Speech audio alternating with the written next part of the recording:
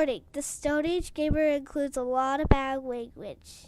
Cover your mother***ing ears.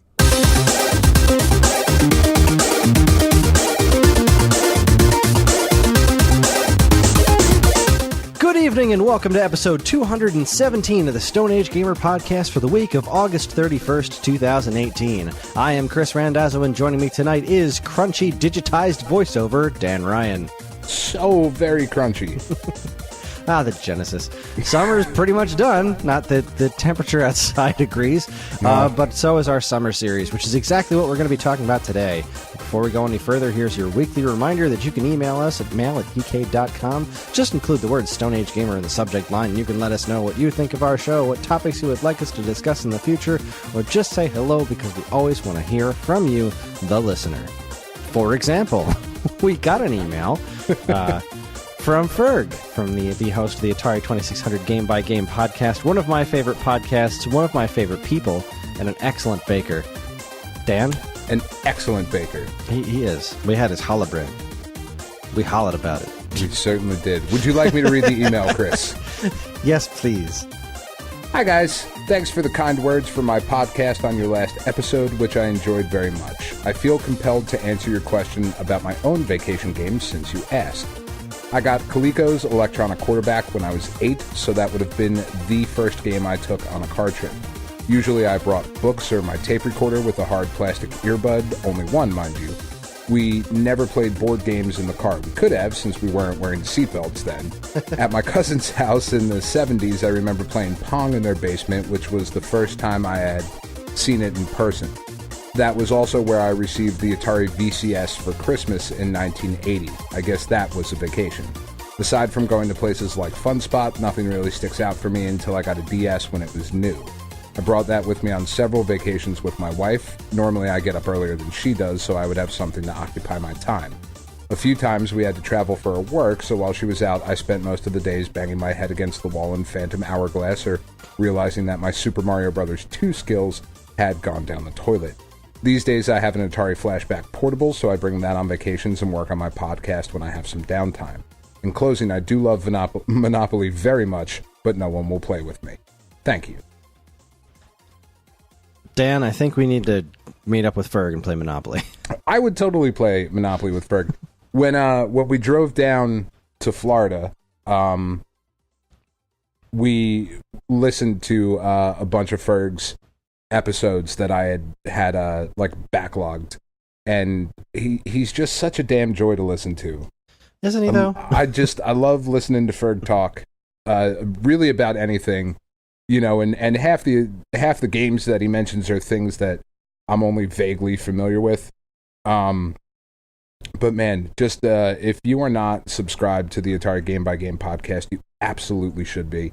Ferg is one of just the genuine nicest people on the planet, and deserves your subscription. Just like we read almost everything on the show, he'll read everything you write him, or he'll read it on the show. And it's always an odd thrill when I write something in. Like, I'll talk about a game I know about or have a memory about, and I'll be like, ooh, I want to send him a voice clip, and he'll play it on the show. It's it's just a wonderful time. So thanks for writing in, Ferg. We really appreciate your story of vacation gaming.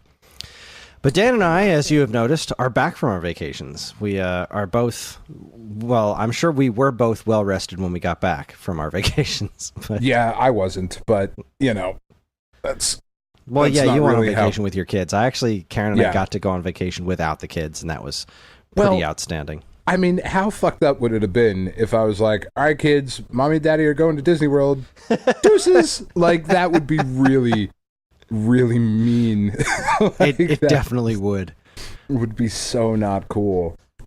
All right, I have a ton of game stuff to talk about because I've had a very interesting, I guess, month of gaming behind me since the last time we recorded an episode together. What about you? What have you been up to? Well, I didn't get a chance to play virtually anything on vacation apart from Puzzle and Dragons, obviously. So my time has been split since we've been back My time has been split really between a new game that I downloaded on my phone and Guacamelee 2. And Excellent.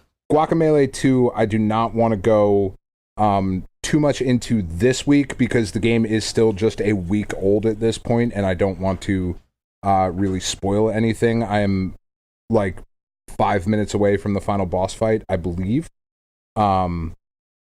Suffice it to say, it is just as charming, just as fantastic, just as gorgeous, chock full of all of the references you could possibly want. It is just phenomenal. Does it deserve to be Guacamelee 2, or is this more of a Guacamelee 1.5 situation? I believe this deserves to be a 2. Feels like a sequel, not just an enhanced upgrade or something like that. It does. They've added some things to it. The abilities that you have in chicken form are greater than what they were. Which adds a whole bunch of interesting new and quite challenging, to be honest, platforming segments. They've done a lot of really cool things with the platforming this time around. Like, you played the first one, right? Yeah, I haven't finished it, but... Okay. So, you at least got to the part where you could switch between the light world and the dark world? Yeah. Right, on the fly. Okay. Right, that's pretty early on. I got decently far into Okay. it. The problem is that I had it on Wii U, and I didn't have the easiest time playing games at that point. Sure. Early on in Switch. Yeah, it really does. Early on in Guacamelee 2, before you get the ability to swap back and forth, because like any good Metroidvania sequel, you start off with none of your powers.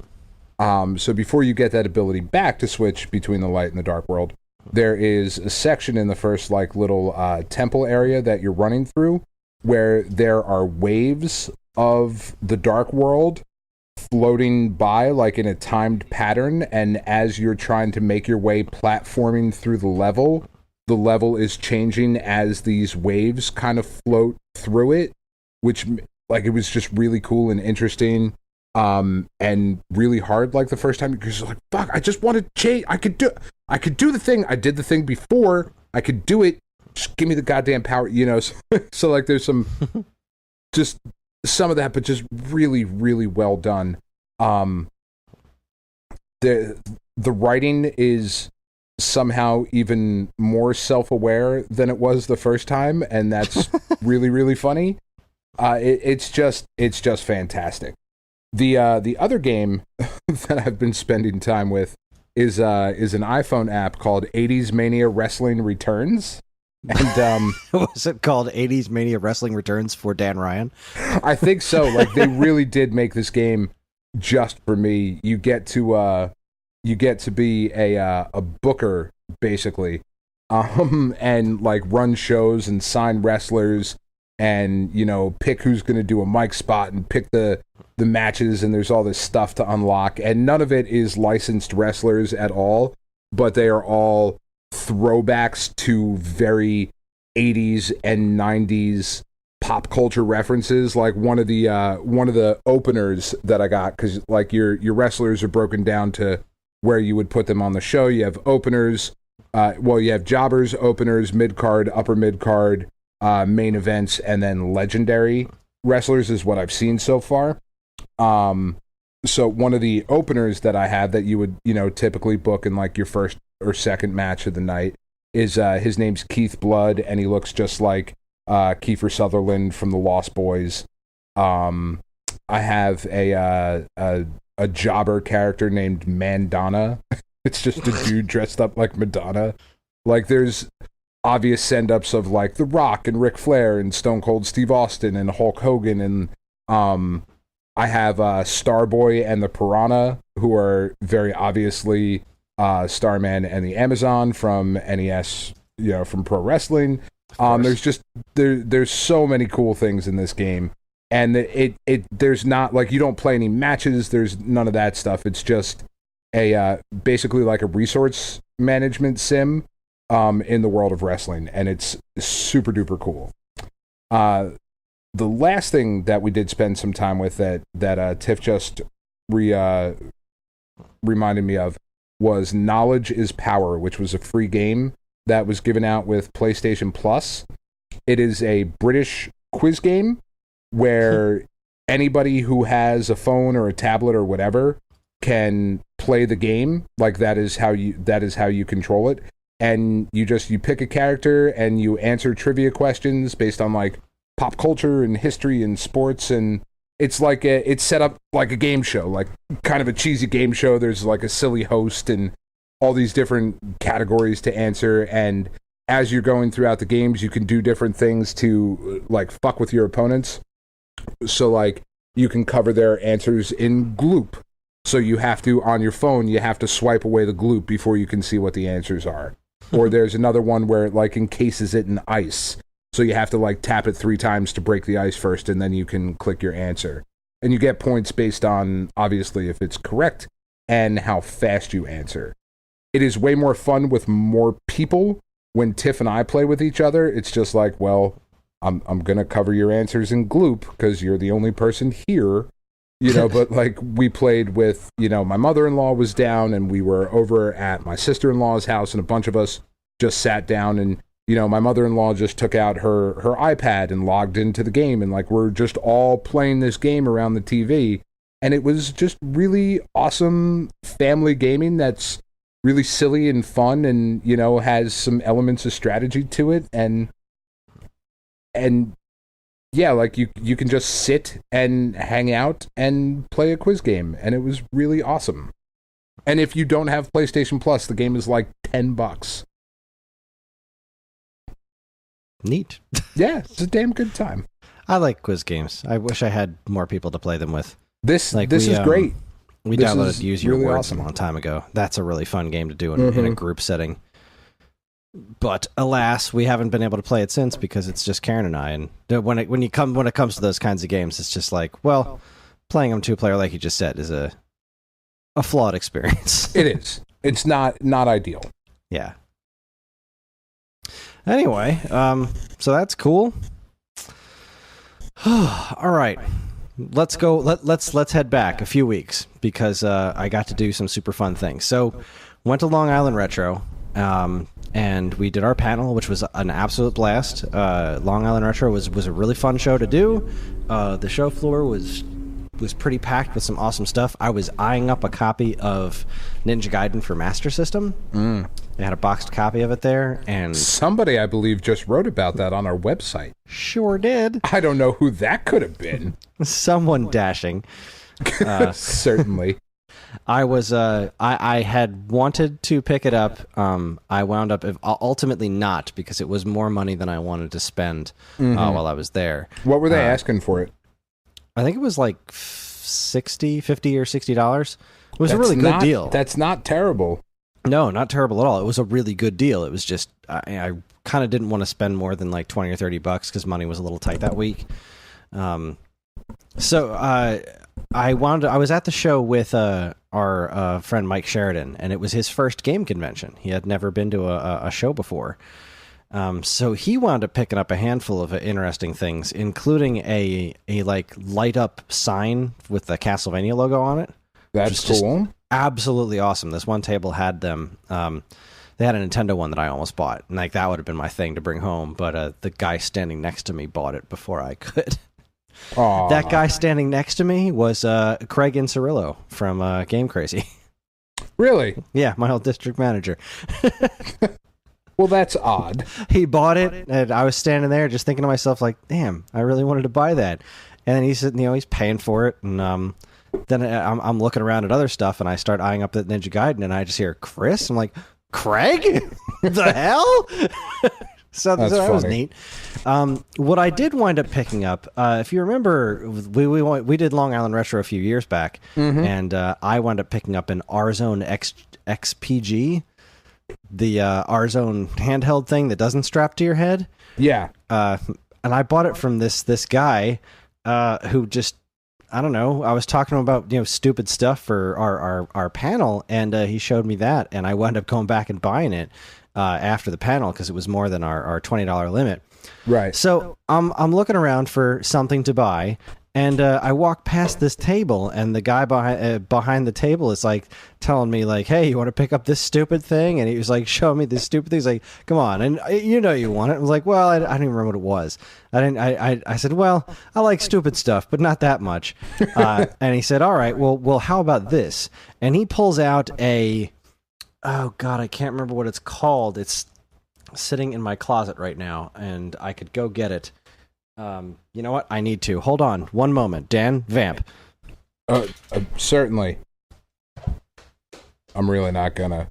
This is just gonna have to get edited out, and Evan's gonna be all mad about it.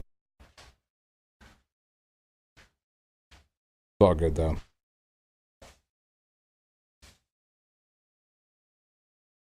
Currently vamping.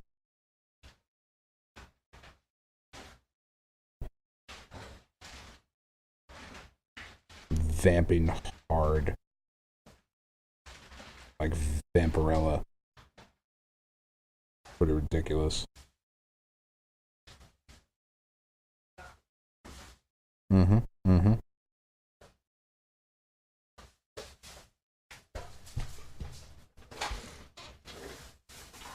Okay, I'm back. Okay, I vamped hard. Good. All right, so Mike also, by the way, Mike bought me a copy of Ninja Bread Man for the Wii, which is something I have wanted for a long time. It's supposed to be an absolutely terrible game. From what I understand, yeah. I think it cost him all of $5, so nice. I'm very happy to finally own that. But yes, so this guy said, "Well, do you have this?" And he pulls this little thing out called the Tapwave Zodiac 2. And I'm like, a game system I've never heard of? That's not something that happens every day. Tell me more. This is a Palm Pilot that actual games were released for. Really? Yes, indeed. It is from a company called Tapwave. Sure. And it is called the Zodiac 2. It looks like it's got an analog stick, a home button, a power button, and 4 buttons that look almost like a sectional D-pad on the right-hand side. It's got a stylus, and he sold me the Tapwave. I haven't been able to turn it on yet. I don't believe there's a charger, but he sold me the carrying case, the Tapwave, and a copy of Z-Pack Adventure and Spy Hunter for the system. This is this carrying case, by the by, is a Tapwave carrying case, and the slots that hold the games do not fit the games. Naturally. But it does hold the stylus, which also clips onto the back of the system. So I picked up a game system I had never heard of before.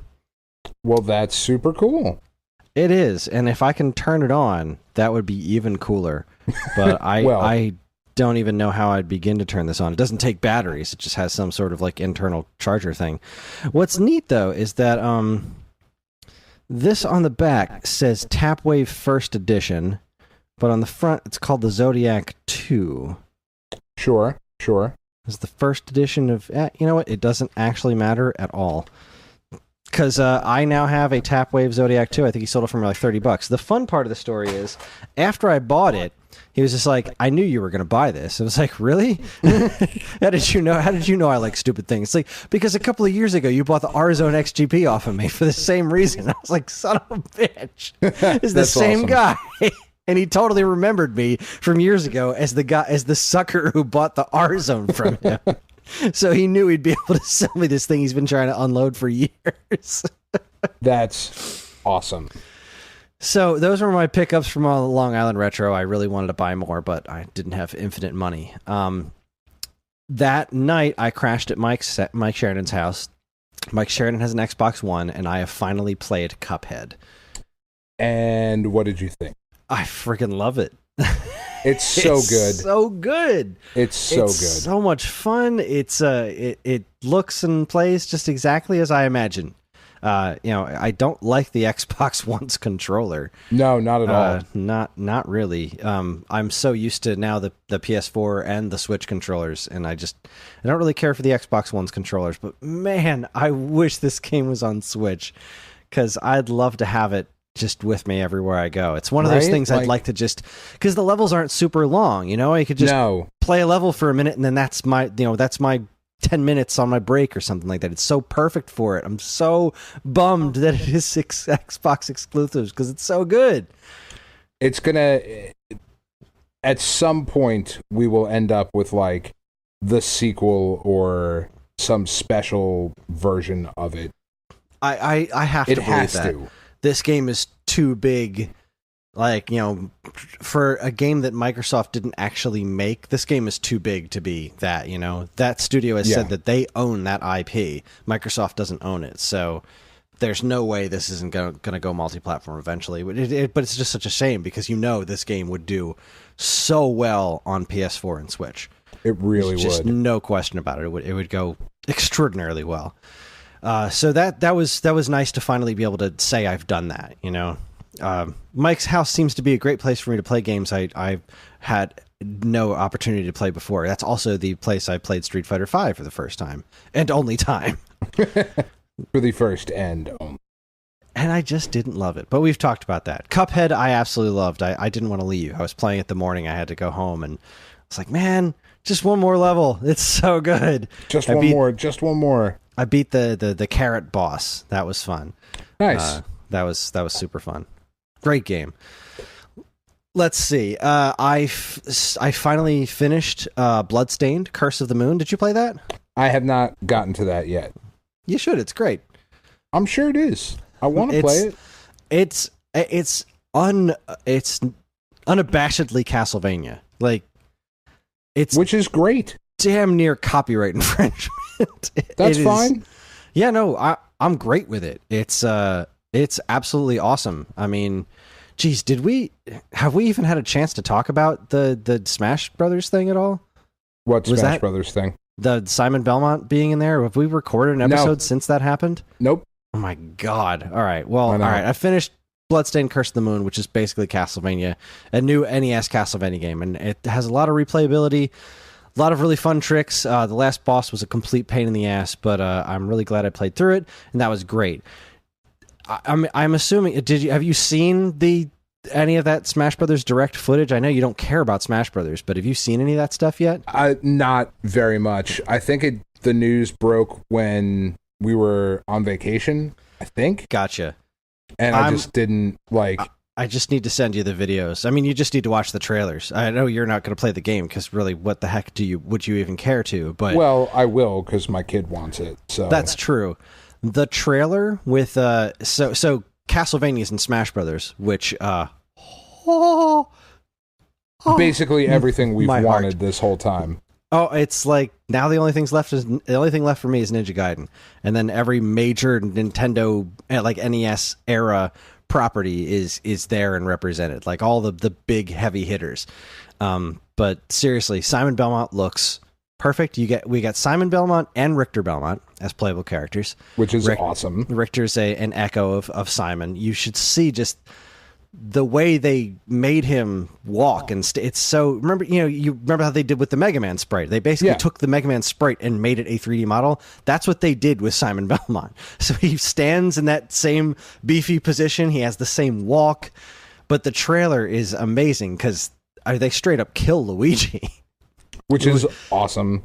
And Death does it. Like Luigi's walking around in Castlevania with his Poltergust 3000, and that he eventually he comes across Medusa, he comes across the mummies, and then he eventually runs into Death, who just like takes a swing and rips his soul right out of him, and that was crazy. And it's pretty great though. Oh my god, that whole Smash Brothers Direct knocked my socks off. It was like everything that they didn't do in the E3 one, because the E3 one was just like, everyone's here, and that's really cool, and look, but it was very clearly stated this is not a port, but and like I knew it wasn't a port, and it kind of cheesed me off that other people said that it was it's just a port, it's an enhanced port. It's like, nah, it really isn't. Look how much work went into this. If they had showed this information at E3 instead of what they did at E3, like if they swapped these two, there would be no question that this is a new game, because they went through all the crazy stuff that they're adding to this, like God, there's over 900 songs in this game. Which is nuts. Is absolutely bananas. There's over 30 Castlevania songs in this game. The Castlevania stage has Dracula in it. It has Dracula is like a stage hazard, plus like all the bosses from the first Castlevania will like show up as like stage hazards. So like Medusa will show up and start floating around, or Frankenstein's monster and the Flea Man will show up and do shit. Like, it's ridiculous. The Castlevania coverage in Smash Brothers is so crazy. And they announced Crumb from Fire Emblem as an Echo Fighter, Dark Samus as an Echo Fighter for Samus from Metroid Prime. Dark Samus looks really cool. And then they closed it out with King K. Rool from Donkey Kong Country.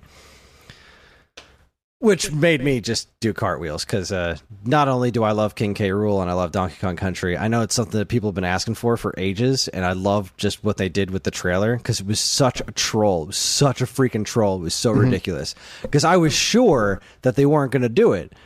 I was sure there was no way they're not bringing back King K. Rool for this. No chance. And so it was like kind of the one more thing. Sakurai is saying a bunch of stuff at the end of it, and you just hear these thuds. And as he's talking, and then it fades out to black, and then it shows this really cool imagery of rivals fighting each other, like Meta Knight and Kirby, and Mario and Bowser, and Ridley and Samus. And then they go to Donkey Kong, and he's chilling in his treehouse, and I'm looking at it like, what is this? What are you doing? And then you hear the thuds again, and they both look. Donkey and Diddy look out the window, and it's the silhouette of King K. Rool. And I was like, no, they didn't. They actually did this. And then they pan, just like they don't really pan away. King K. Rool's costume comes off, and it's freaking King Dedede from Kirby. And and he just starts cracking up, and I'm like, oh my god, they actually.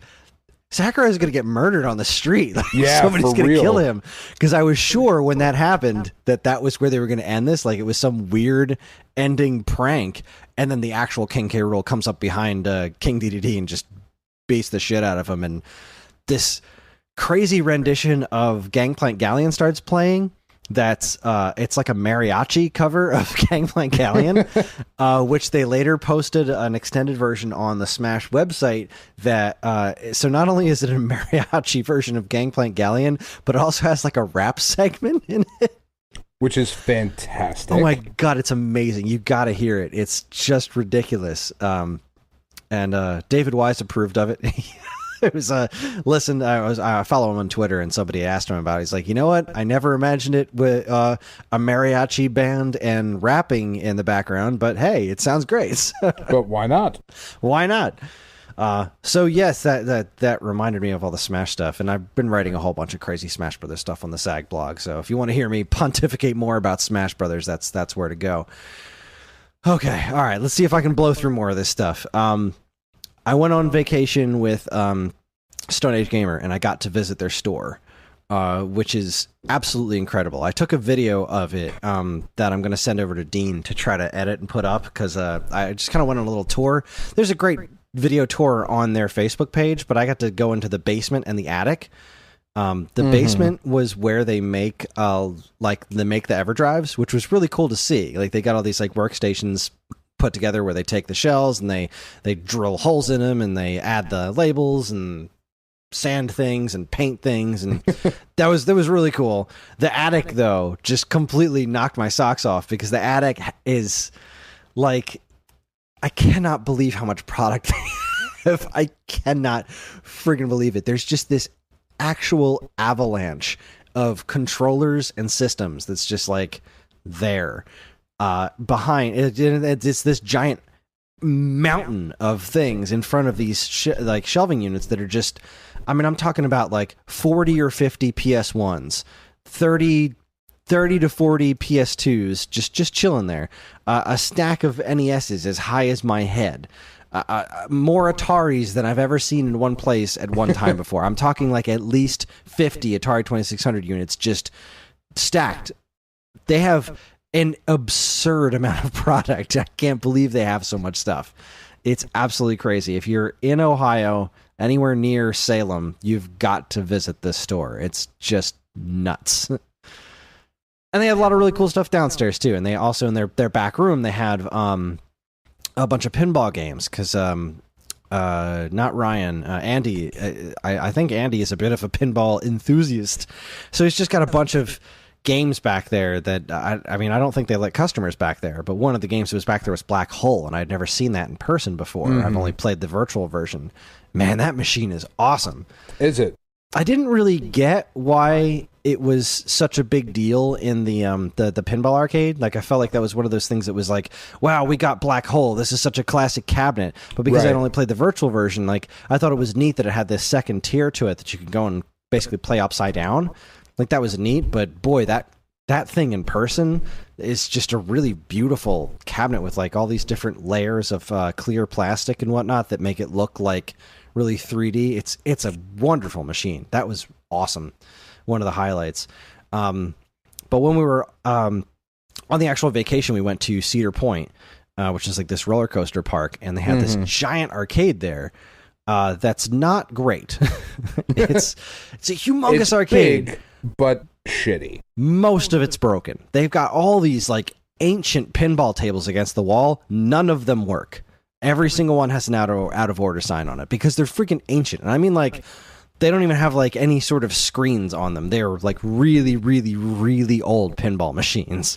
I don't know why they're there. They clearly will never ever work again unless they ghost. Like, these need to be in a museum kind of things. Right. But one of the things I didn't expect to run into there was the arcade Luigi's Mansion game, which I kind of forgot was a thing. That's interesting. I didn't know that it was like a rail shooter, like House of the Dead. So you sit in this booth and you pick up an actual poltergust, and what you do is you walking along, and it's all first person, just like House of the Dead, and like ghosts will pop up, and you have to press a button on the top of the poltergust to stun them, like that flashes the light to stun them, and then you pull the trigger and it starts the vacuuming, and once you get your vacuum stream going, you have to actually move the pull the poltergust back to try to like suck them in, just like you do in the actual Luigi's Mansion game. It's a really neat premise. I don't think it works extraordinarily well. Like, it didn't feel as good as I wanted it to. It's by Capcom, which is something I didn't realize, and it's also not as good looking as I would expect. The graphics are like, you could see the polygons in Luigi. It didn't look like PS1 era, but it certainly didn't look up to snuff with even I would say even the GameCube Luigi's Mansion. That's really weird. It was weird. It was almost like they had built it on an enhanced version of the 3DS games engine or something. It was very oddly low tech looking. Not bad by any stretch of the imagination, but not what you would expect from a game in arcades that came out in the last year or two. Yeah, that's very odd. Very odd indeed, but it was still a really fun experience that I'm glad I got to play it, because I didn't think I'd ever get to play that game. I didn't even know it was in America. I thought it was Japan only, but what do I know? Not much. Did you see, did you get around to playing Owlboy? I forget. Yes. Yeah. I haven't finished it yet. Did you see that Chrono Break thing that they did? No. Oh my god. So the creator of Owlboy, apparently something he likes to do in his spare time is make trailers for games that don't exist. Oh, wait, no, I did read about this. Yeah. He made an absolutely incredible Chrono Trigger sequel trailer that looked like it was like young Magus or Janus running around with an old Luca. The sprite work is astonishing. I was heartbroken. It doesn't exist. It will never exist. It's not a thing. It was just like on Twitter was like, look, this doesn't exist at all. This is something I like to do for fun, is make trailers for sequel games that don't exist. He's like, this is not endorsed by Square. I'm not making a game. It's just this trailer. And it's just me dicking around. I nearly cried. It's something I want so badly. It looks so good. Yeah, well, I mean, the people behind Owlboy are very talented.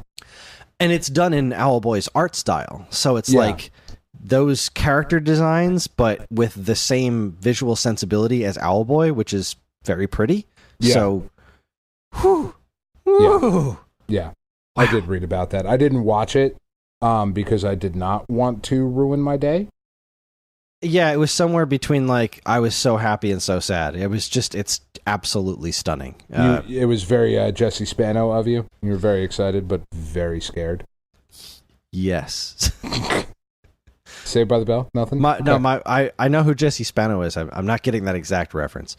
Really? My when she gets all hooked up on goofballs and I remember that episode. I don't remember. I'm so I guess excited. I don't remember the line. I'm so scared. It was awesome. Your Saved by the Bell knowledge dwarfs mine. That's about all I got, though. I mean, you could pop out a reference from a different thing, and I'd have to be like, yeah, I suppose so. Have you ever seen I think it's a YouTube series, Zach Morris's Trash? No. It's fantastic. I want to see it now. It's amazing. They just go through episode by episode of why he's like the worst person ever. That's fantastic. It's so great and it's so true. I never realized when I was younger, but wow, Zach Morris is trash. He is just a horrible, horrible human being. Like, right, seriously, Chris, awful. We got to focus. We got to focus. All right. We got to focus. It's getting late. I figure we can do the summer series right after the break. Okay. I got a few more quick things that we absolutely have to talk about. And Saved by the Bell is not one of them. Saved by the Bell is not one of them. All right. There's a lot of great stuff happening on the Switch right now. There's like a handful of really high profile games. Hollow Knight just went on sale. I already missed the sale, so I didn't pick it up. But Kiro Blaster came out, and do not sleep on this game. It is the next game from Daisuke Amaya Pixel, the guy who made Cave Story. Oh, okay. It's great. I'm at the last boss right now. Nice. It's got the same exact soul as Cave Story. It seems like it's a little dumber at first, but I was completely incapable of putting it down. It's like it doesn't have it's basically plays the same way as Cave Story, except it doesn't have any of the exploration elements. It's all focused on telling an oddly touching story similar to Cave Story, and the combat, the jumping and shooting, which is great. It sounds great. It looks very Cave Story-esque, except this was originally designed as a mobile game, and they didn't really scale the graphics the way that you would expect them to. Like they look blown up because it's the same basic aspect ratio as the mobile port. So it's like, when you play a Game Boy game on your Super Game Boy, and it's like you really notice how much closer the camera is because the sprites have to be bigger. Right. It's kind of that in a slightly off-putting way, but the game's $10. I highly recommend it. I don't know what other platforms it's on besides mobile and Switch, but don't sleep on it, because I know everybody loves Cave Story, and Cave Story is a freaking phenomenal game, and this is his next game. Like, this is the game he did after Cave Story, I think. I don't think there was anything really in between. And it's got the same weird, you're a frog, and you work for a cat, and there's these little black cloudy monster things that you have to go and essentially clean up. Like, they're just like, these demon thingies are just kind of haunting everything. You should probably go kill them for us. And so they just send you out there with a gun. But one of those nasty black things is like your cat boss's pet that's like slowly eating her or something, or possessing her. And those black cloud things are physical representations of your bad memories or something like that. It's very strange, but it's really endearing. I absolutely love it. It's a great game. All right. Okay. Then. Quick down the list. Windjammers is coming to Smitch. Windjammers is coming. Good old Smitch. Windjammers is coming to Switch. So I'll finally play that game. I've never played it. Have you ever played Windjammers? Yes, it's awesome. I've heard it's awesome. Monster Boy has a release date, November 6th. Buy Monster Boy. It looks incredible. Speaking of Monster Boy, the people that did the Wonder Boy the Dragon's Trap remake that I would not shut up about are making Streets of Rage 4. Because why not? Oh my god, I'm so happy. Yeah, I know. I saw that and I was like, are you like, that's amazing. The art style's taking it's weird seeing Streets of Rage in that art style because it's the same feel as Wonder Boy, Right. and that was a fit like a glove for Wonder Boy. But I feel like after I get used to looking at it, because like it's objectively beautiful, I just think it it's is objectively wonderful. good looking. It is absolutely awesome. It's just so strange seeing Streets of Rage in that art style because it does clash with the original's aesthetic, but it looks great. It looks awesome. It looks a hell of a lot better than Double Dragon 4. That is most definitely true. They don't know what platforms it's going to be on. I'm assuming it's going to be on everything because Wonder Boy was. They haven't announced that Yuzo Koshiro is doing the soundtrack, but it would be weird if he wasn't. But holy crap, Streets of Rage 4 is happening. And I keep seeing all these posts online like, how are like we in this crazy 90s Sega era where all these great Sega franchises are back and Sega has little to nothing to do with them? I know. It's so sad. Streets of Rage is back. Toe Jam and Earl is back. Wonder Boy is back. I'm sure there's more that I'm just forgetting. It's just hilarious to me.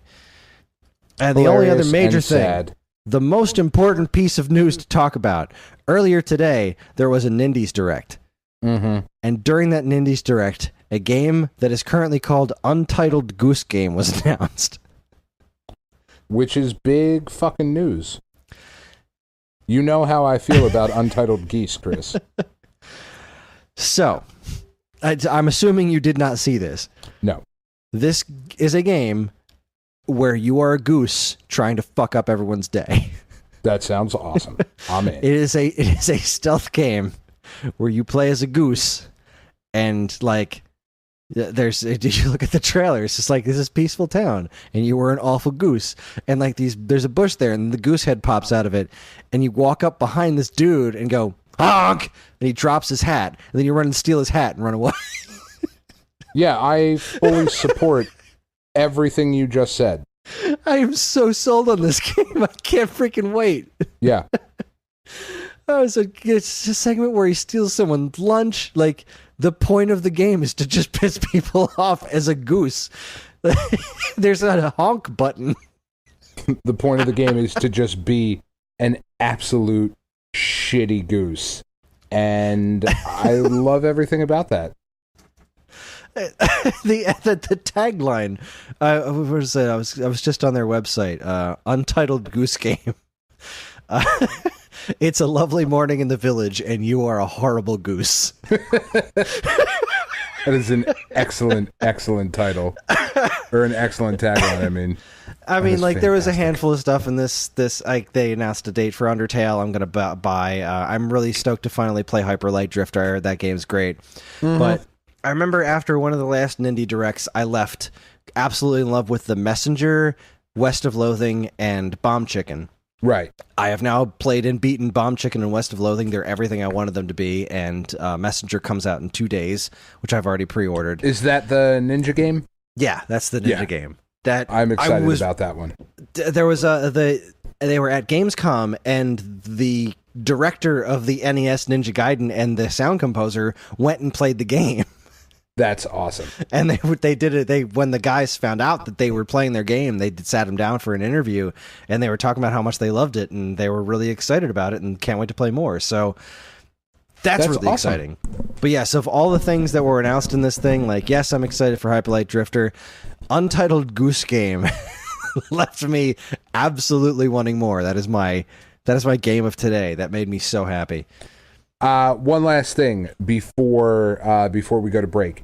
Did you happen to make it up where, for those of you new to the show, we are a Northeast-based podcast. So did you, Chris, happen to make it to the Franklin Institute for the Game Masters exhibition that they had? I did not. You didn't miss much. Yeah, I heard very conflicting things on that. I know Ferg went. He put out a bunch of pictures on his Facebook, but yeah, I took the family. We all went. The 4 of us went this weekend. Katie got to play a bunch of Sonic games, and she was super excited about that. Penny got to solve a real life Tetris thing that she was super excited about. So all of that was pretty cool. The coolest stuff that they had, well, like, and see, the exhibition is closing. It either already has closed by the time this goes live, or it's closing in like 3 days from when this goes live. So if you're listening, go to Philly, go to the Franklin Institute is cool anyway. You can go like crawl around in the heart and all that's fun.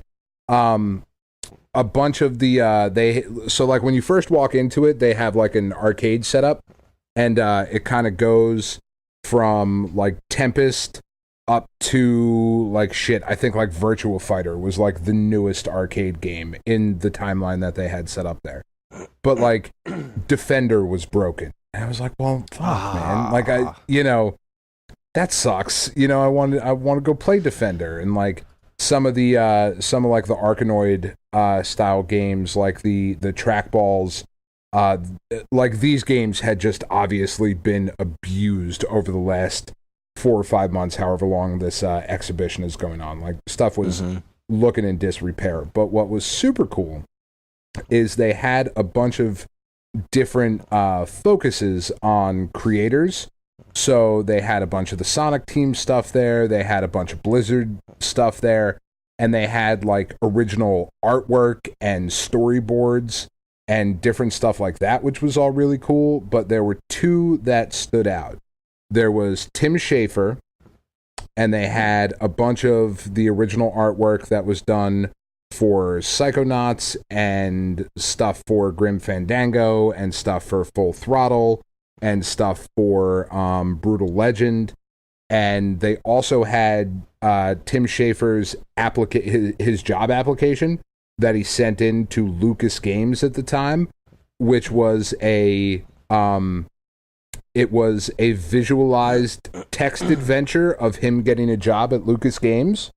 It was incredibly Tim Schafer and incredibly charming and very cool to see his actual job application that got him started in the industry.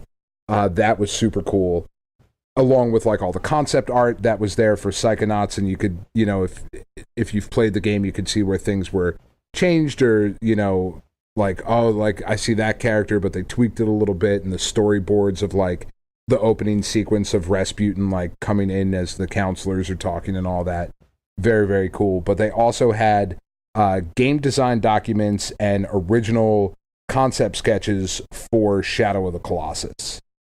And that stuff was super cool to look at, and some stuff for Ico as well. So you could see like the game design sketches of what the character would look like pushing on a block, and some of the original Colossi, like how they were originally thought about, from the guys over at Team Ico. So all of that was very cool.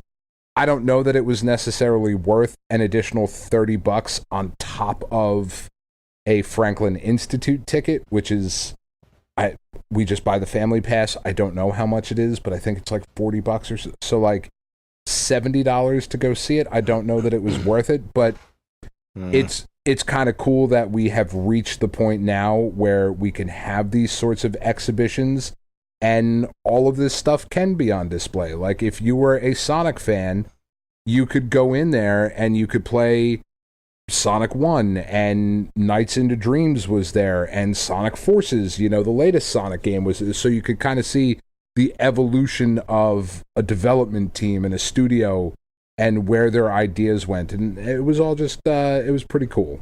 So I'm glad we went. I would have been pissed if it would have been, what is $280 for us to get in if we would have spent $70 a piece. But yeah, I was just, it was one of those situations where I was like, Franklin Institute. I wonder if they have anything there that I don't have in my basement. No, they didn't. That was the first thing Tiff said when we walked in. Because of course there's like a big line and stuff, like we didn't play Miss Pac-Man because there's a big line obviously for Miss Pac-Man. We did play Wild West, I think was the one where like just an old arcade game where it's just you and another person, and you like your two gunfighters come out and you just have to shoot each other and you each have 6 bullets. Like played that against the kids, and like that was kind of cool, like to see them jump in and be like, all right, first of all, what the fuck is this? This looks like shit. And then all of a sudden, like, they're having fun with it, you know? Like, Katie and Penny both did pretty well in Asteroids. Nice. You know, and like trying to see them figure out, like, okay, this doesn't look like video games, because to them, video games look like Five Nights at Freddy's or Hello Neighbor or Roblox or like whatever nonsense they play. It's like, what is this vector shit?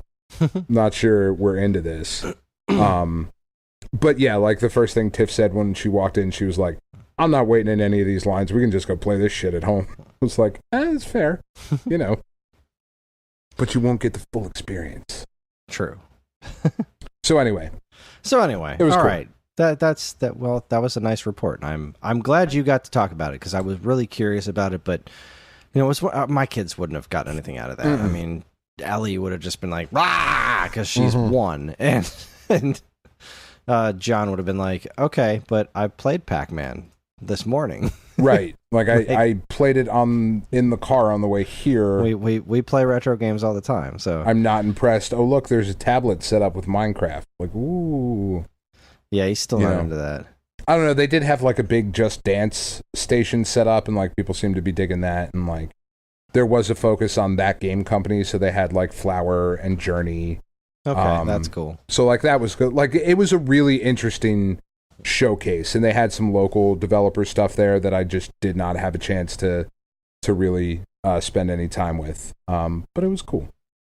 Oh, So. one last thing again before we go. One more last thing before we go on break. That's right. I did get to play a little bit more of Horizon the other night. I can confirm that I am very bad at it. Do you get the PlayStation Zelda vibe from it? Not really. No. Okay.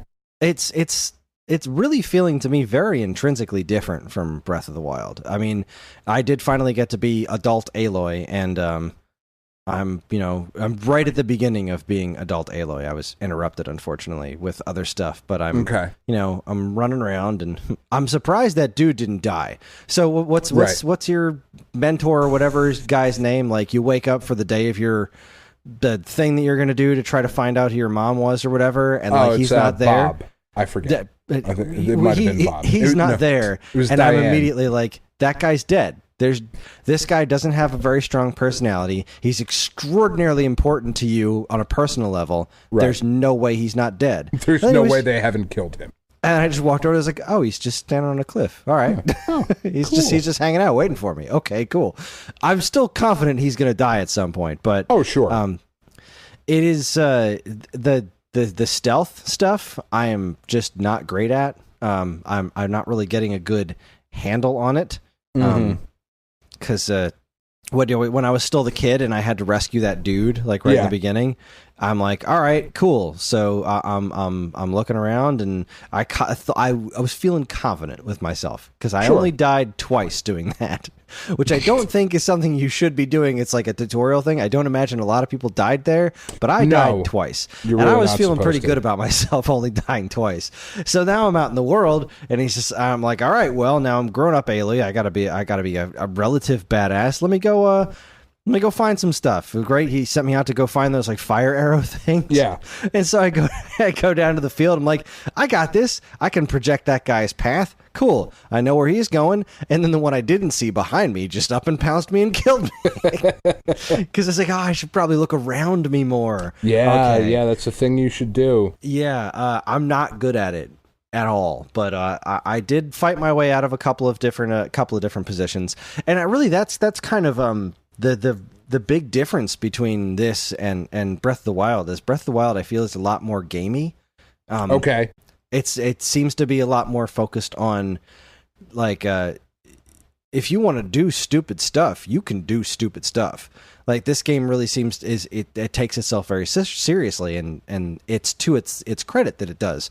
But I mean, like, right from the get-go, if you want to go fight a giant monster with a twig in your underwear, you can. You absolutely, yeah. And like, it's just a very different kind of ridiculousness. You need to play that game as much as I need to play this game. I am very impressed by it. I will say that Yeah, because I don't play a lot of games like this. Sure. On I've never really played much of anything on PlayStation 4. The visuals are throwing me off quite a bit because, are you familiar with the phrase, the more you clean, the more you realize you have to? Yes.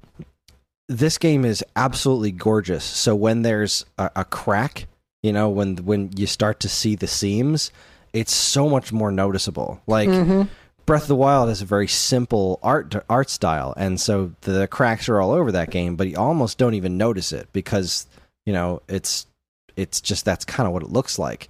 But this game, like, if there's a texture popping in, or if there's just something, young Aloy's face was really bothering me. Like, it just didn't seem like it fit on her head.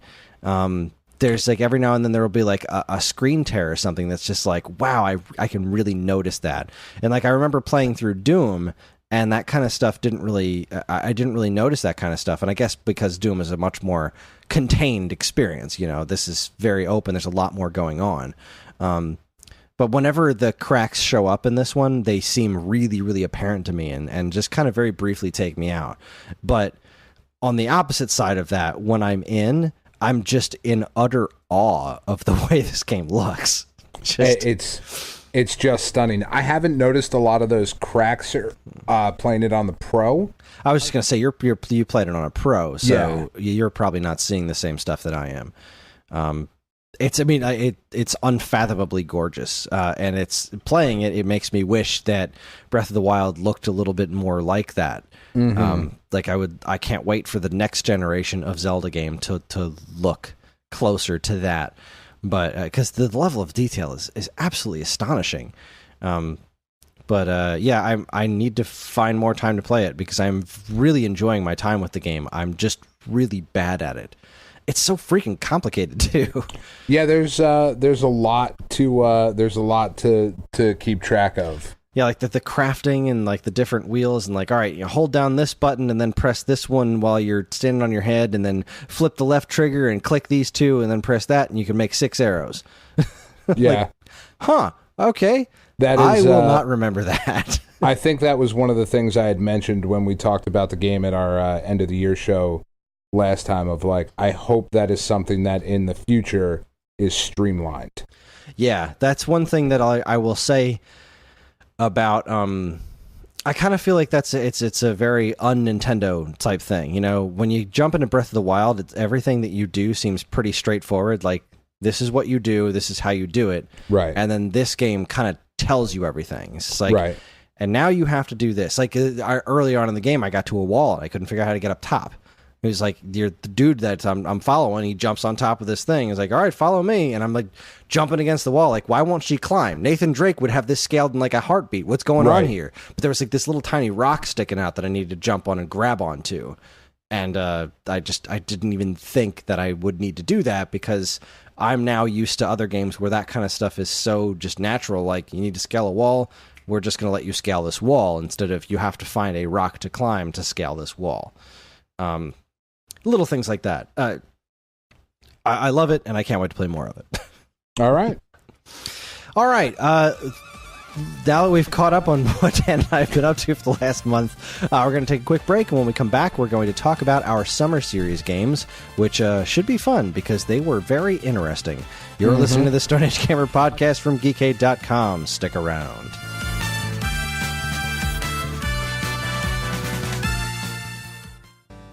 And now, here's a look at some of the other original content available right now at Geekade.com.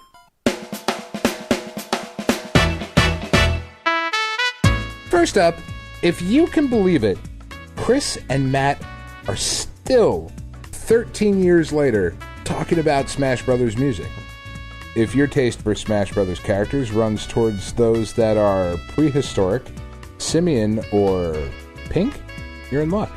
Your hosts enter the cuteness zone by taking a listen to Smash Brothers tracks connected to the ape responsible for Mario's first appearance in video games, Mario's Dino Pal, and a big pink blob who knows how to eat and has nothing to do with Mario. Don't miss the Wave Back Podcast, Episode 62, Super Smash Brothers, Volume 5, Donkey Kong Yoshi Kirby. Good old Donkey Kong Yoshi Kirby. It's my favorite character. It's his first name, Donkey Kong, last name, Yoshi Kirby. Yoshi Kirby. Yes, Mr. Yoshi Kirby.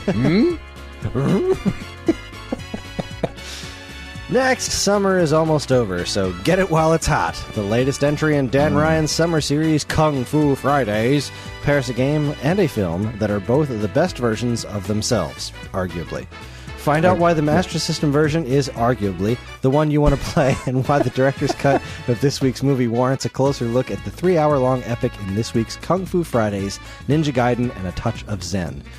Karen wrote that commercial. I did not agree with your assessment that the Master System Ninja Gaiden is the best Ninja Gaiden. That's because you're wrong. It's okay.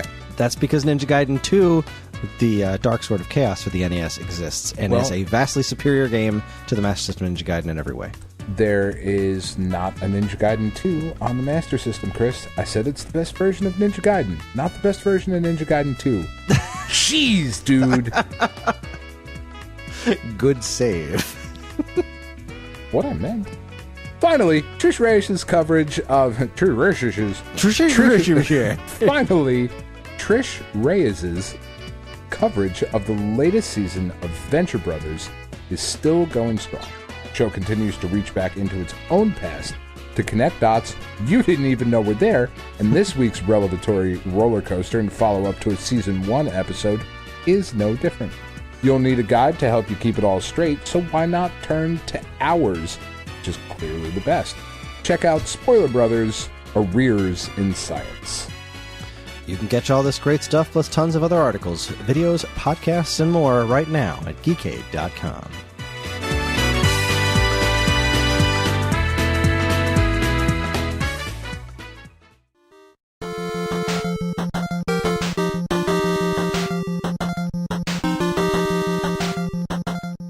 And we are back.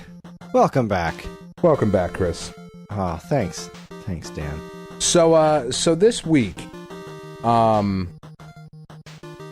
don't know how I feel, Chris. Did you beat either of these games? No. Me neither. No.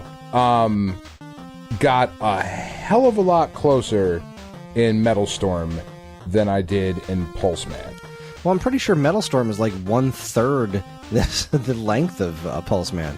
There's a lot more Pulse Man than I expected. Can we talk about Pulse Man first? Yeah, sure. Okay. I hated that game. Like, I don't know a lot. This game does not work. No, I liked a lot of the very ideas. hard to play. It's yeah. But the notes that I wrote down, this game needed an intro level. Absolutely. To explain to me what the hell my powers are. I am so glad you're saying that. When I hit A, why do I just go bzz and like just have like a little seizure for a second, which is weird. The one I wound up eventually watching a video of this game after I decided that there was no way. I beat the first 3 stages. And when it opened up to the next set of stages, I just kind of gave up. There was just no way I was going to have that kind of time. I only got through like India and USA, and then I gave up. I honestly gave up because I was so fucking frustrated. You wind up doing some cool things, but none of the abilities you have in this game are intuitive at all. At all. And that's a major problem with this, is that so this is Game Freak before Pokemon. Mm-hmm. And Pokemon works so much better than this game because Pokemon is, it's menu based, it's an RPG, but as a platformer, this is just not it's just not intuitive. There's nothing that makes the things that you can do in this game seem natural, and you don't feel good when you do them. The idea of what you do, like that you move around to get the kinetic energy to shoot your little arrow, like magnetic arrow thing, whatever the hell Crunchy says in the Crunchy Genesis voiceovers, and that little like turn into a ball of electricity and zap around the room. Like those are really cool ideas for game mechanics, but really it comes down to being very similar to Rocket Knight Adventures, and Rocket Knight Adventures does those same things infinitely better. You know, you don't have to charge up your shot in Rocket Knight Adventures. You always have that little, laser shot coming out of your sword, but it's a very similar process it's a very similar attack to what Pulse Man does. And the, flying around in a, just bouncing off of things in a straight angle is, again, similar to what you do in Rocket Knight, but it's also handles so brilliantly. You hold down this button and then you let go and you do it. And in this one, it's to get into that little ball and bounce around it. It just doesn't. For as much time as I put into this, which was a decent chunk of time, I put maybe 2 or 3 hours into this. Right, to only be 3 levels in. Yeah, because that's not good. The mechanics never felt good to me. I never felt like I was doing things the way they were intended to be done. Like you beat a stage and you go to those bonus stages and it's like, all right, break all the blocks, and there's like a little rectangle with a lightning bolt on it, and I had just beaten the stage and I still had no idea how to turn into that ball and bounce around. I did it accidentally a couple of times, and so I'm just standing around zapping myself and I'm not doing anything, and it says no bonus, and I'm like, well, screw you, game. Yeah, there's the core. I would love them to make a sequel to this game. Because I would love somebody else to make a sequel to this game, because the character design is awesome. It is. Here's why I want them to make the sequel, because they have gotten so much better at making games since this. Like when they took a break, at making turn-based RPG.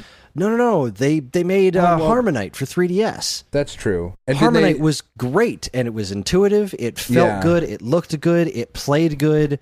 It wasn't super simple. It had a fairly complicated list of things to do. It was like playing a rhythm-based auto-running platformer that you had to, instead of just collecting things, you had to hit things. Like it was a very interesting game. I really, really, really liked that game.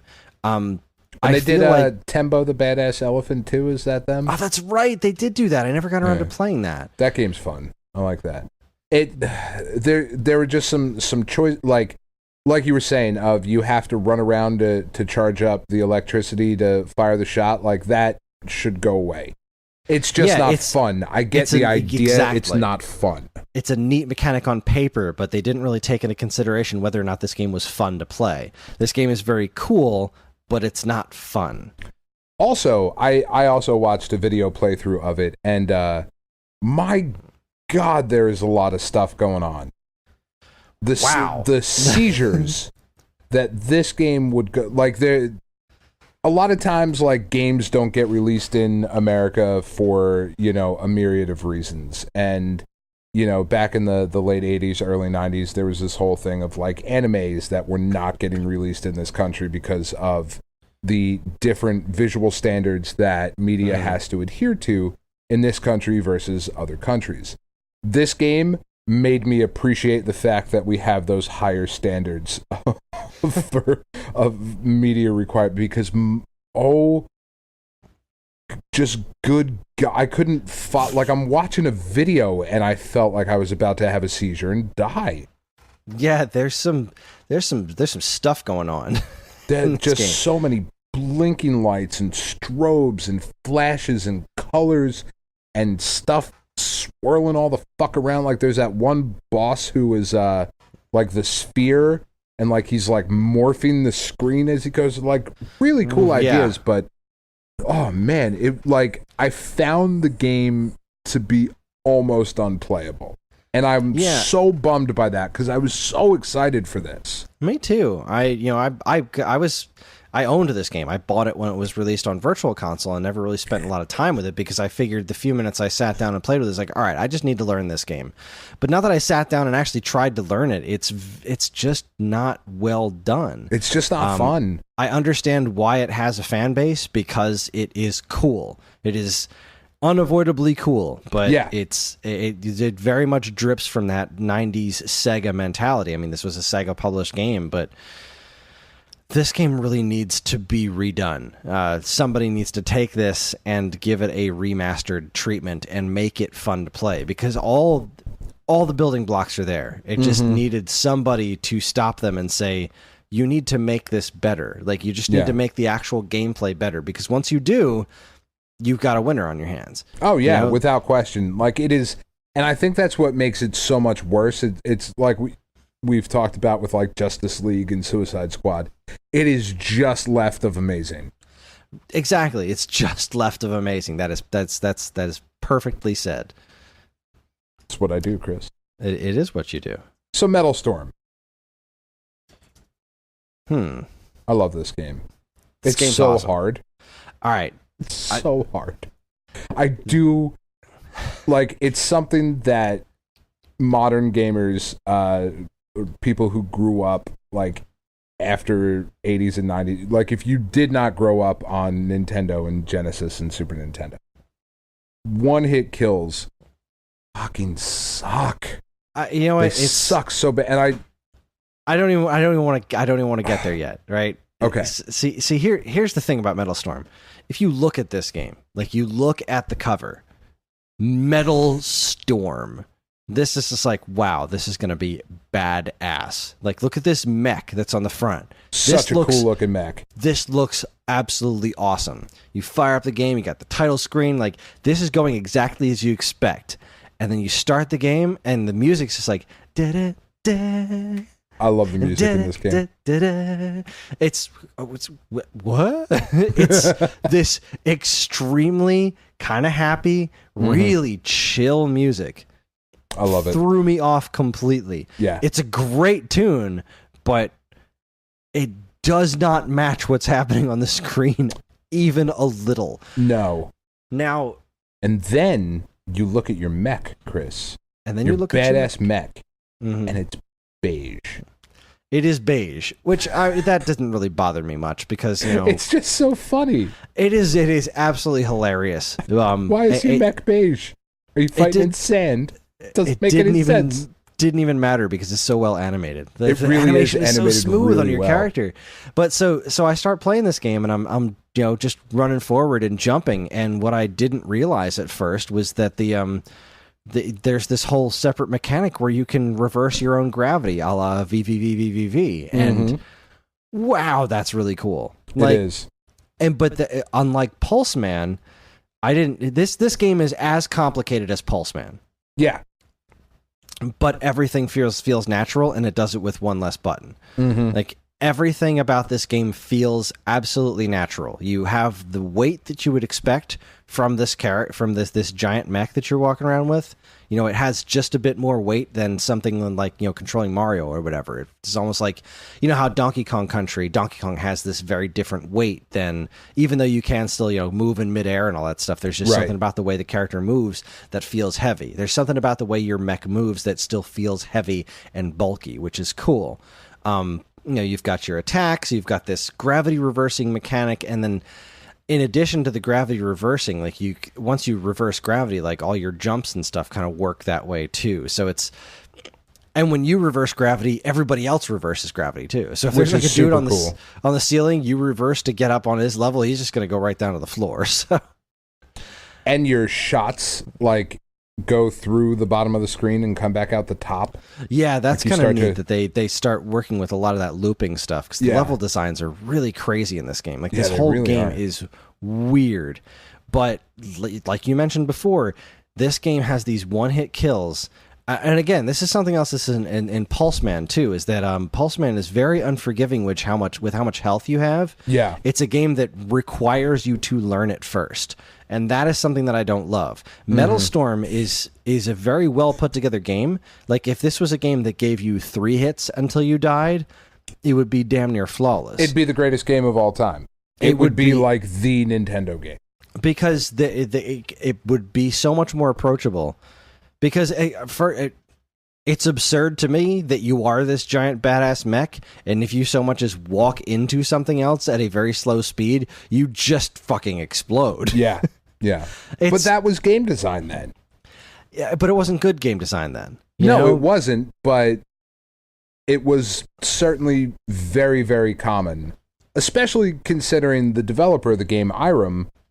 You know, yeah, they're coming off of their games shooters. like R-Type. So yeah, I didn't really think of that. That definitely pairs a lot better with the kinds of stuff that they were doing. But in an action game like this, you know, the analog to something like this is something along the lines of Mega Man, where you have a health bar. Right. And I'm not saying that this is a kind of game that would require you to have like a health bar, even a health bar similar to like DuckTales. Mm-hmm. You know what I mean? Like it's three hits and you're out.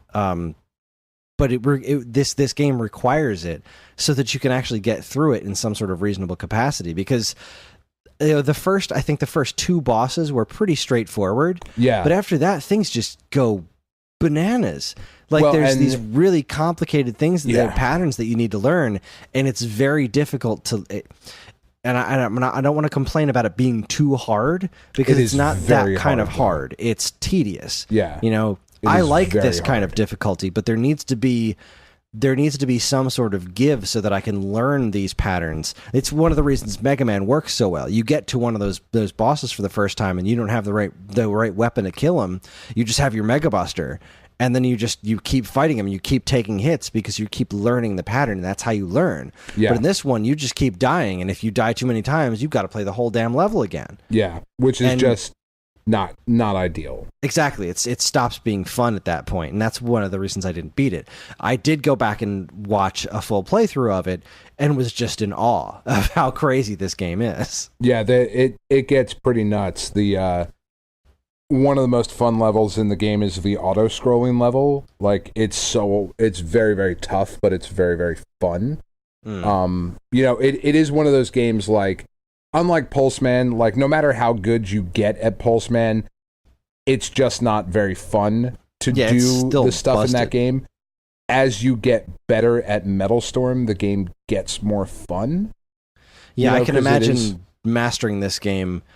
Having had mastered this game would be fun. Mastering this game did not seem like fun to me. Yeah, you know, I didn't want to do that. It does suffer from some of the problems that that games back then suffered from, like screen flicker.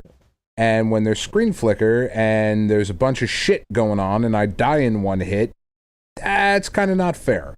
Yeah, like, that's just not fun. Fair.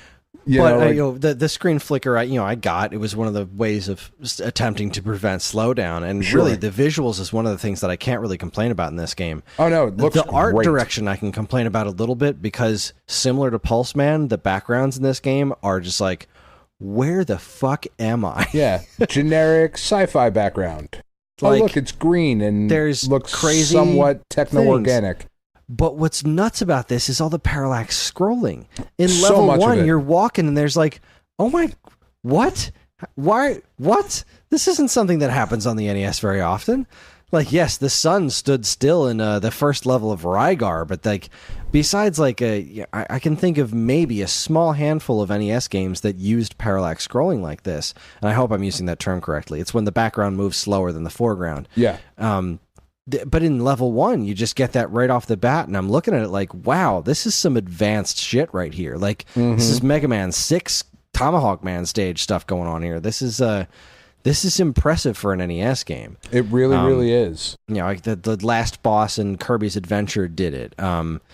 It was not a technique that was used very often in NES games. It was something that showed up. Very resource intensive and took a very talented team. And Irem didn't really make bad games. I would agree with that. I can't really think of a lot of their games besides R-Type. You know, but the R-Type games are some of the very best shooters that have ever been made. I mean, without question. R-Type games. You know, so when you look at the pedigree of the publisher, you know, again, like I'm happy that we did these 2 games this week, because I feel like they are just polar opposites of each other in about every single way possible. You know, here you had Irem, who had a pedigree of just incredibly well received and well made games, and then you had Game Freak, who would get that pedigree much later on. You know, it's just kind of interesting to see these 2 companies at different stages. See, now I'm looking at their list of games, and yes, they did R-Type, but they also did Kung Fu, and that's not great. That's an amazing game, but it's definitely not a one-hit kill. I'm angry because they should have known better. Yeah, this game really should not be a one-hit kill game. It shouldn't be this frustrating. It shouldn't be worthy of being played at the pain in the ass-a-thon. Like, yeah, and it really would be. Yeah, because at the end of the day, this is a pain in the ass. And that's unfortunate because outside of that, just the one-hit kills really just trash this game to me. Like, when I say trash, I don't mean like it makes the game bad to me, because everything else it does right enough to make it totally worthy of the following that it has. Mm-hmm. But God, if you just had 3 hits, if you just had there doesn't even need to be health pickups. You have 3 hits to get through the level. That's the end of it. Like, that would have been fine. Even that level of difficulty would have been like, I can see myself being able to do this. Right. Rather than it just being this incredible mountain of just like, all right, I'm just going to keep pounding away at this until I learn it.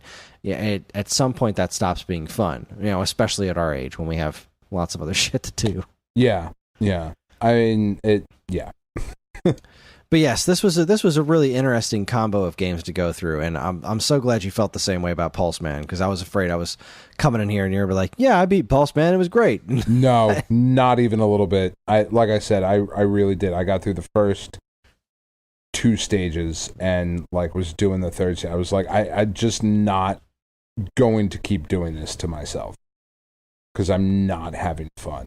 It's no Karnov, but like, I don't know that it's that much worse than Karnov. Honestly, I don't. Karnov was so much worse than this. Or that's what I meant. Like, I don't know that Karnov was that much worse. Karnov was a similar situation where it was like, this is a really neat idea, but like the mechanics weren't even sound. We were just like, Karnov is a cool character in a cool setting. Pulse Man is like, man, if somebody would just have nailed the actual feel of this game, that would have been great. And Pulse Man has a lot going for it. Karnov was just trash. Yeah, well, yeah. Just trash. Yeah, I would, out of this week, I would, and we've run very long, so we're not going to go through the, rating it out of 10 and whatnot, but I would say just overall, play Metal Storm, skip Pulse Man, just watch a video, have a seizure. Yeah, I mean, if you have an opportunity to play Pulse Man, like, just try it out just to say you did. Give it a couple minutes. Yeah, give it a couple of minutes and then understand what we're talking about. Yeah. And if you think that we're genuinely wrong, please write in and let us know. I'd like to hear a defense on Pulse Man, because Dan and I seem to agree. Great idea, not a great execution. That's Metal right. Storm, absolutely amazing game, just frustratingly difficult for the wrong reasons. We will, at some point, I will do a whole feature on beat-em-ups, because at some point, our website needs to cover Ninja Baseball Batman, which is one of the greatest things ever. That game's awesome. It's so good. It's Irem. I did not realize that. Awesome. Yeah. Ninja Baseball Batman is incredible. And Anyway, that's our show. Let's call it a night, Dan. Surprise, Dan doesn't know what we're doing next week until now. Join us next week when Brett Weiss is coming back to the show. Yes, I spoke to Brett while Dan was on vacation. He wants to come back on the show to talk about his new book, the Super NES Omnibus, which includes writings from me, Dan, Dean, and a bunch of other people who are actually famous for real reasons. And he wants to give us free copies. That's awesome. Well, I have a copy, but I bought it. I know. Did you buy one? No. I bought one. I read all your stuff. It was very I'm nice. going to. I just haven't yet. It's huge. Oh, I know. Physically much larger than I expected. Yeah. But really cool book. So yeah, we'll be talking to him next week. That's going to be fun. It's going to be a hoot. So once again, you can get in touch with us at mail@geekade.com, as well as all flavors of social media that we inhabit. You can like us on Facebook, find us on Instagram at Geekade, subscribe to our YouTube and Twitch channels for all our latest video content, and follow us on Twitter at @_Geekade. You can also find us individually on Twitter. I'm at Geekade Kris. That's Geekade Kris. And Dan, where can the good people find you? At Geekade Dan. If you're interested in more information about anything we discussed here tonight, be sure to check out our show notes. And while you're at it, you can also subscribe to this and any of our other wonderful podcasts on iTunes, Spotify, or Stitcher. Or if you're super nice, you can leave us a review because any and all feedback is welcome and appreciated. We'd also like to thank our intrepid editor, Evan, for making the show listenable for all you folks. And we'd like to thank Mark, TDK Knight, for our show's theme. We'll have a link to his websites on SoundCloud, Bandcamp, and his own website. I lost my spot. Sorry. Links in show notes. Anyway, remember to keep your eyes on Geekade.com for even more fresh original content. That's it, everybody. On behalf of Dan and myself, keep playing games.